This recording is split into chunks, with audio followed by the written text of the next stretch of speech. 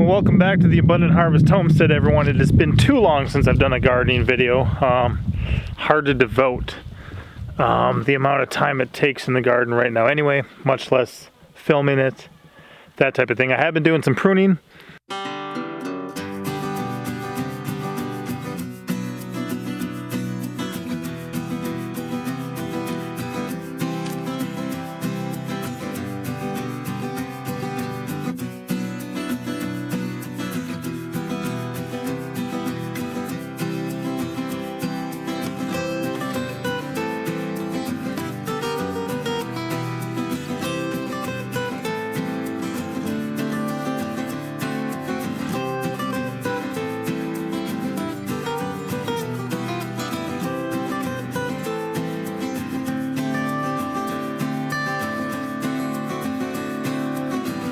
Doing some stuff, various propagation things, but I'll roll some different things in here. There's just a couple different things I wanted to work on and some stuff I wanted to mention in video too. So we will get to it here. First thing I'm gonna do though is drive in some 10-foot T-posts and start working on one of my grape areas. So right now, part of my goal is to take some 10-foot T-posts and put them here over some of the regular grapes I have. I also have muscadines growing behind me, but I want kind of a decent scaffolding for them to be up and across here, better than just a 6-foot T-post. So I'm gonna work on that and then just run some wire between them to train these up. Eventually, I may actually just weld some rebar between these and make a more permanent thing, but we'll see how it goes. The grapes themselves will be able to support themselves and kind of connect to the things eventually. So I probably won't need to weld any rebar, but I do have a section behind me that I plan on doing some welding in the near future with them. So first one's gonna go in about here. And I'm gonna need a ladder and my fence pounder, my post pounder, so we'll see.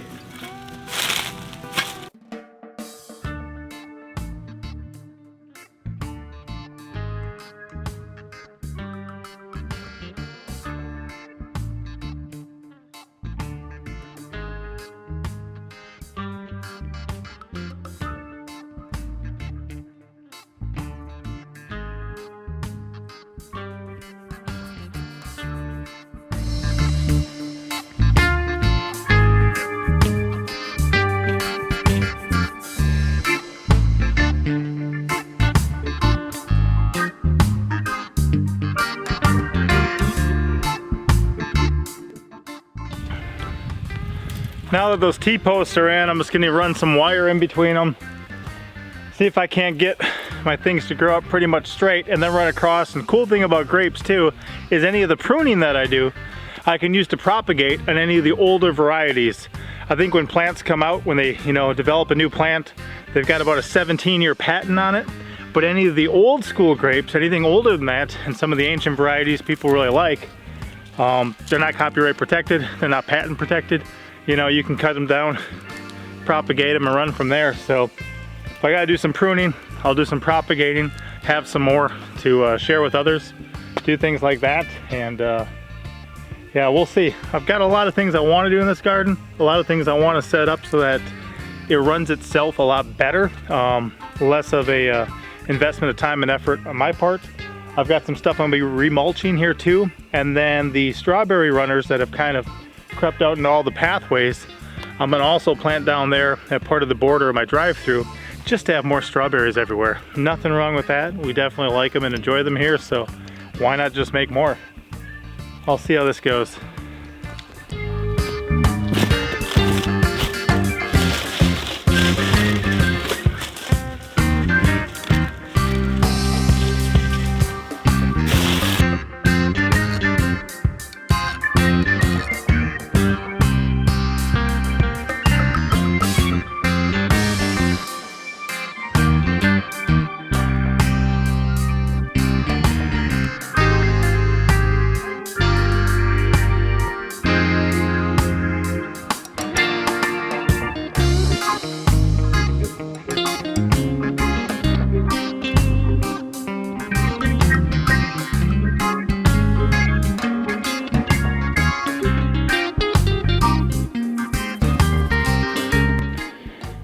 So I cleared out this path of all the weeds and all the strawberries that I ran out from in here. Here we've got a layer of strawberries, some walking onion greens, and the grapes are going to grow up over it. The wood mulch from a couple years ago had pretty much turned into soil, so I top dressed this bed with that. It'll break down with those leaves on top there, and the plants will grow up through it. It'll help feed them. And then over here now, I actually have 96 strawberry plants that I can replant elsewhere. Only pull these up if you're going to put them somewhere else, or if you've got someone. Even if they overgrow in yours, I'll show you a second here. This here's a pathway between two raised beds, but you can see them all in there. If they're overgrowing like that, and you got friends or neighbors who want strawberries, just have them come weed your paths for you. They'll pick those up, take them home, and even these ones can be thinned. They don't need to be as thick as they are. Anytime I see stuff like this little tumbleweed, I'll put this in a bucket so the seeds don't fall, and that way I can compost it. What you got going on? I have a rabbit. Oh, let's play with a rabbit? Alright. With some of this stuff too, it's not easy for me just to come out here and hack back a bunch of stuff. When I originally had these guys growing, I would kind of just take like 3 sprouts or so, weave them together and let them grow up, thinking maybe there'd be some strength in numbers, and if some of them died off, the other ones would work. This one I got back to a single one right now. This guy's got 2, but I want kind of a straight one shooting up with some laterals after that.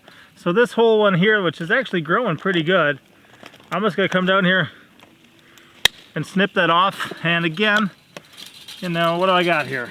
Ooh, 7 or 8 feet worth of stuff. But I'm gonna cut it into pieces and use it for propagating. Get back to the single stem over here and work on getting this guy standing up straight. We'll see how it goes.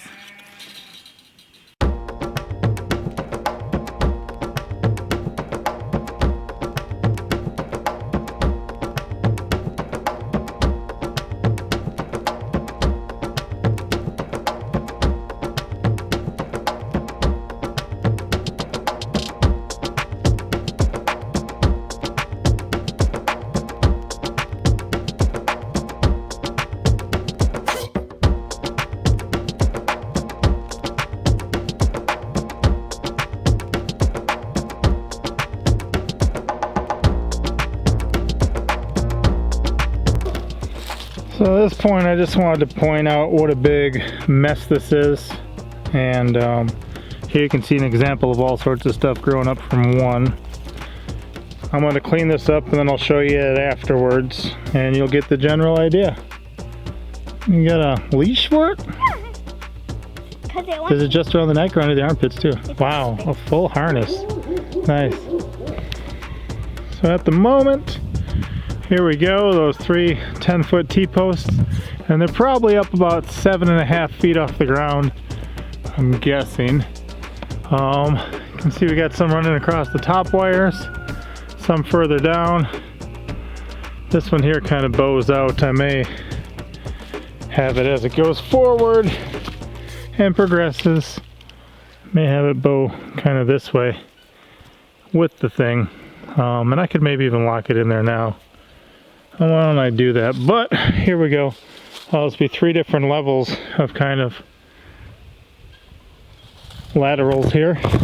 Sorry, I'm getting tangled up in these cold hardy kiwi vines coming from the other side that I dropped 2 trees on, so I gotta fix that back up here soon. I got a lot of work to do in my garden.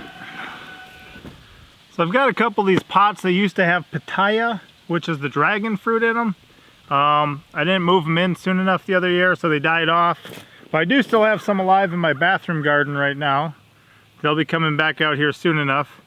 But I'm just going to shove some of these cuttings from the grapes into here. And if enough of them take, we can separate out, you know, the living ones later. See how that works. And even as I mentioned with those strawberries, about making sure you're going to put them somewhere if you're pulling them from where they're spreading and you don't want them. The reason I say that is I would rather have a pathway covered in strawberries that are producing food for me than not have them growing anywhere, if that makes sense. If I pull them up like they're weeds and I don't replant them somewhere else, I don't give them to somebody else as food, you know, that they can plant and grow, then it's better for them just to be in place, even if they're taking out one of my main pathways, because at least that way there's food. And I'm a big proponent of having food on hand to eat. If I, you know, if I didn't understand that we need it on a pretty much daily basis, I wouldn't be as concerned about it. But I know that to be the fact, the truth of the matter. So that's why I encourage people to grow what they can. And if you're gonna pull something like that up, even these, you know, I might as well propagate them here. Maybe somebody down the line is gonna want some grapes, and I'll be like, well, I got some extra ones sitting over here, you know, have some. Don't order $30 ones out of some, that's a fig cutting. Don't order some, you know, $30 ones out of some catalog that you don't know how they're gonna be. So I'm gonna get these planted and then plant those strawberries before I move forward.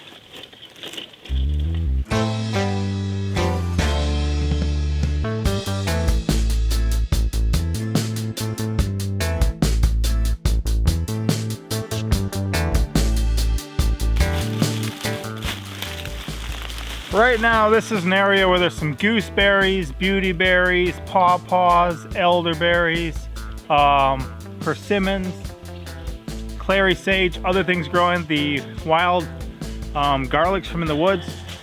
And I just thought it'd be nice to have a ground cover over here, especially an edible one.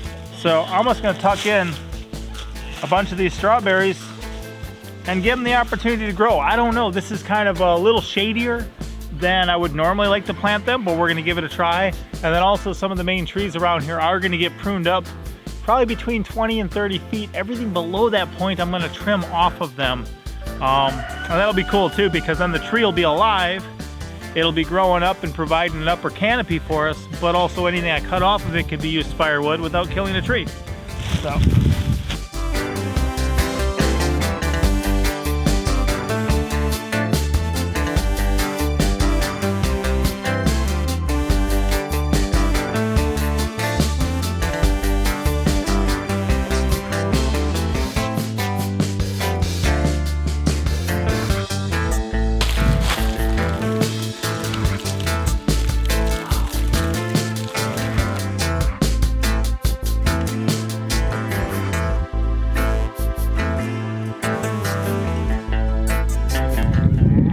So there's still a lot of leaf litter here, but you can see all those poking out of there.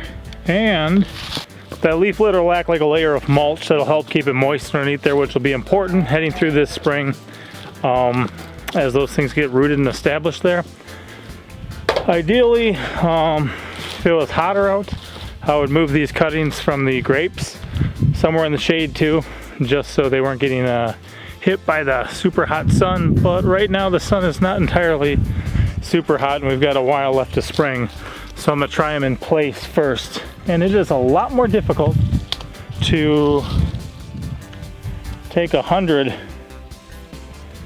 strawberry plants and plant them than it is to pull them out of the ground. So I already knew that, but I definitely tested that and just proved it to myself. Here's a pretty cool one too. Growing across here is just a bunch of thornless blackberries. All this kind of purple stuff. Every one of them starts out over here. So everything that grows over there like 10 feet, everything that grows over there like 12, 15 feet, all started here. And I wanted to do a test to see if I could take these and just propagate them in water. I thought if I did, then when I start pruning them back this coming year, if people want to get some from our Etsy shop, I'll be able to list them. Wherever these ends come down and touch the ground, they'll root. So I thought, okay, let's give this a shot and see what happens. I'll show you inside what happened. So just for fun with that thornless blackberry propagation test, what I did is I took one jar, I put 5 cuttings in it, made sure they all had a couple nodes on them. And what I found is that this one here, which I put a little bit of rooting hormone in, one of them's got 2 of them growing, and you could split that and plant them both because they both have green growth above the node and roots beneath, so you could get 2 plants out of that one. And then this one here also has a good section of roots. The other three don't have anything yet, but they're still alive. So we got whatever, 40% on that. And then on this one here seems pretty massive, and this is just dropped them in a jar of water. Got some good root growth there.